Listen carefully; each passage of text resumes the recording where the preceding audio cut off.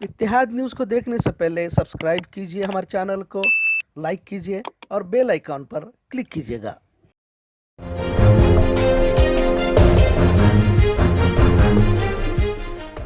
अस्सलाम वालेकुम रहमतुल्लाहि व बरकातुहू। इत्तेहाद न्यूज़ में आप सभी का खैर मकदम है। अहम खबरों पर एक नज़र। भाजपा के यतनाल पाटिल ने फिर उगला जहर। अब तो यह यकीनी माना जा रहा है कि भाजपा तालिबान मसले को मखसूस मजहब से जोड़ते हुए नफरत का खेल खेल रही। आज फिर इस बात का जिक्र इसलिए भी करना जरूरी समझूंगा क्योंकि जहर उगलने की तमाम हदें भाजपा वालों ने पार कर दी है। मरकजी हुकूमत तालिबान पर अपना रवैया साफ नहीं कर रही, पर भाजपा के चेले चपाटे मनमानी बयानात से बाज नहीं आ रही। लिहाजा आज यतनाल पाटिल ने घटिया बयानबाजी की इंतहा करते हुए कांग्रेस सदर राहुल गांधी की किस मजहब में पैदाइश हुई है समझ में नहीं आ रहा कहते हुए उन्होंने कहा कि वो ना तो हिंदू है और ना ही ईसाई, ऐसा लगता है कि पैदाइश मुस्लिम समाज में हुई है, कहते हुए इस्लाम पर भी जहरी अल्फाज इस्तेमाल किए।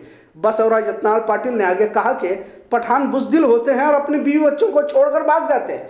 भारत में रहने वाले तालिबान हिमायतियों को गोली से मार देना चाहिए। कांग्रेस सदर राहुल गांधी पर जिस तरह घटिया जुमले इस्तेमाल किए, शायद अब भाजपा लीडरों के लिए यह नया मशगला बन गया। अब तालिबान के जरिए नया मौजू इन्हें मिल गया। लिहाजा अब ऐसा लग रहा है कि सिवाय तालिबान के अब इनके पास कोई मौजू रहा ही नहीं। भारत में सिर्फ हिंदू और सिखों को ही अफगानिस्तान से पनाह दी जाए, मुसलमानों को ना दी जाए। यह भी बड़ी ताज्जुब की बात है कि जिस मसले का भारत के मुसलमानों का कोई भी ताल्लुक नहीं है, उस मसले को महज तालिबान मुसलमान होने की वजह से भारत के मुसलमानों से इन्हें जोड़कर सियासी मुफाद हासिल करने की कोशिश की जा रही है। आज के इस बयान की काफी लोगों ने मजम्मत करते हुए तालिबान से लड़ने के लिए आरएसएस और यतनाल को ही भेजना चाहिए, ऐसी भी राय दी जा रही है। बेलगाम कारपोरेशन पर भाजपा का परचम लहराने का दावा आज फिर भाजपा एमएलए अभय पाटिल ने किया। आज गोवा वेस्ट भाजपा दफ्तर के इफ्तिताई इजलास में उन्होंने अपनी बात करते हुए आगे कहा कि इस बार भाजपा का ही मेयर होगा, यह कहते हुए तकरीबन 45 वार्डों में जीत दर्ज कराने का भरोसा जाहिर किया। 250 से भी ज्यादा अर्जियां पार्टी के टिकट के लिए आई हैं, जिसमें से जीतने वाले उम्मीदवारों को ही मैदान में उतारा जाएगा, ऐसा भी कहा। इस वक्त एमएलए नॉर्थ अनिल बेनके के साथ भाजपा जिम्मेदारान भी यहां पर मौजूद थे।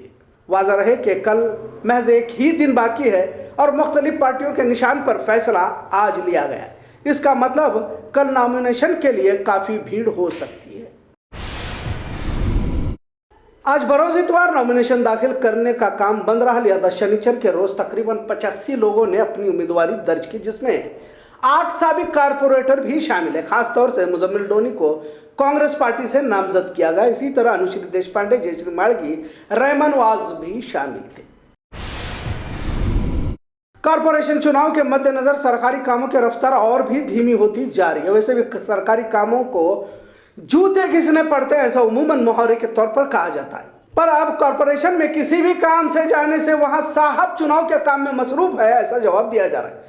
और खास तौर से वैक्सीनेशन की रफ्तार पहले ही धीमी थी, अब तो कॉरपोरेशन चुनाव का बहाना इन्हें मिल चुका है। वैक्सीनेशन की कमी की वजह से टीकाकरण की मुहिम कुछ हद तक बंद ही नजर आ रही है। अगर कुछ जगहों पर मिल भी रही है तो भीड़ उमड़ते देखा जा रहा है। अक्सर जगहों पर लोगों को बिना वैक्सीन के ही वापस लौटना पड़ रहा है। अवाम की सेहत से भी जरूरी चुनाव था क्या, ऐसा सवाल भी अवाम की जानिब से पूछा जा रहा है। वैक्सीन सर्टिफिकेट की सख्ती की जा रही है तो दूसरी तरफ वैक्सीनेशन मुहिम को महज चुनाव के लिए धीमा किया गया। सरकारी अफसरान कॉरपोरेशन चुनाव में मसरूफ है, अवाम वैक्सीन के लिए दर बदर घूम रही है। एक और सच्चाई यह भी है कि जो समाजी खिदमतगार वैक्सीन की मुहिम चला रहे थे वह खुद भी कॉरपोरेशन चुनाव के उम्मीदवार बने हुए। लिहाजा वैक्सीन की कमी, सरकारी महकमा चुनाव के पीछे और अवाम बेहाल, इस तरह की तस्वीर नजर आ रही।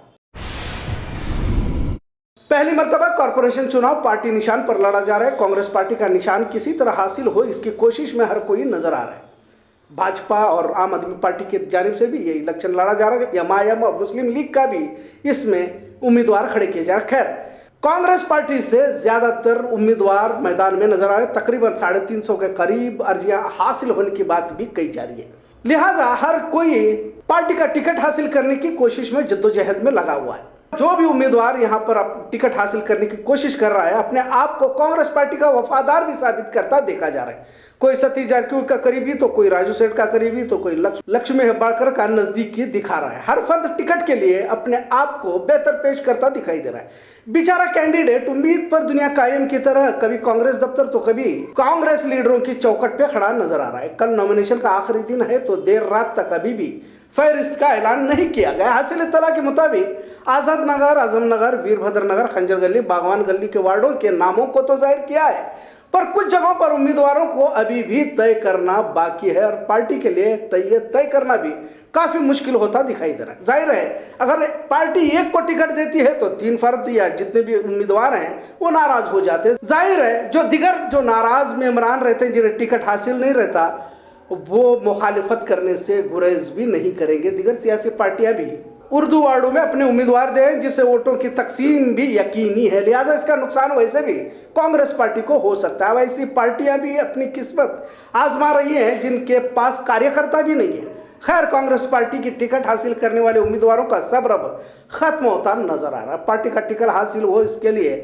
कईयों ने आजाद उम्मीदवारी भी दर्ज नहीं की, लिहाजा पार्टी के निशान पर उम्मीदवारों की फहरिस्त अब तक जाहिर न करना भी पार्टी के लिए कुछ ठीक नहीं है, ऐसा कहा जा रहा है। कई बार फहरिस्त में सियासी दबाव के चलते नामों को बदलने की भी बात कही जा रही है। कुछ लोगों की रातों की नींद हराम हुई है तो कई कारपोरेटर बनने की उम्मीद में रात में सोना ही छोड़ दिया है। कईयों की तबीयत टिकट ना मिलने की खबर से और खराब होती देखी जा रही है। कुल मिलाकर कॉर्पोरेशन चुनाव ने कईयों का बीपी बढ़ा दिया है। इतना जरूर है कि रेस में हमेशा पहला नंबर एक ही आता है, भले ही दौड़ने वाले कितने ही हो। हर शख्स यही कहते देखा जा रहा है कि पूरा वार्ड मेरा ही है और वोटर भी मेरे हैं। कुछ वार्डों में वोटरों के ऐसे भी गिरोह बने हुए हैं जो सभी को जीतने का भरोसा दिलाकर अपने हाथ भी गीले कर रहे हैं। जितने की उम्मीद में रातों की नींद ना करने वाले जब हार का सामना देखेंगे तो इनकी क्या कैफियत होगी, यह भी सोचने की बात है। आखिर में हमारी जानिब से यही आप सभी को पैगाम है कि यह चुनाव कोई आखिरी चुनाव नहीं है और इससे कोई बहुत बड़ा इनकलाब बर्पा होने वाला नहीं है। लिहाजा बहुत ज्यादा जहनी तकलीफ में मुब्तला होकर अपनी सेहत पर असर ना कर ले। अगर आपको टिकट नहीं मिलेगा या जीत नहीं होगी तो आपकी मगफिरत नहीं होगी, ऐसा कुछ नहीं है, और आपको जहन्नम में नहीं डाला जाएगा। चुनाव में हिस्सा लिया है तो जीत हार का भी सामना करने की हिम्मत रखे। फिर एक बार कहता हूं कि सामने वाले अपने भाई के साथ दुश्मनी, बुग़्ज़, अदावत ना रखे। जीत हार के बाद फिर आप उसी तरह से रहो जैसे पहले रहते थे। एक ही मोहल्ले में जिस तरह से प्यार मोहब्बत भाईचारे के साथ रहते तो उसी तरह रहो। इलेक्शन चुनाव जिंदगी का एक छोटा मरहला है, अच्छा हो या बुरा हादसा या जिंदगी का यूं समझ लीजिए एक मरहला था और इसे भूल जाओ। अल्लामा इकबाल ने कहा कि सितारों के आगे जहां और भी है अभी इश्क के इम्तिहान और भी है। इत्तेहाद न्यूज़ देखने के लिए शुक्रिया। अल्लाह हाफ़िज़।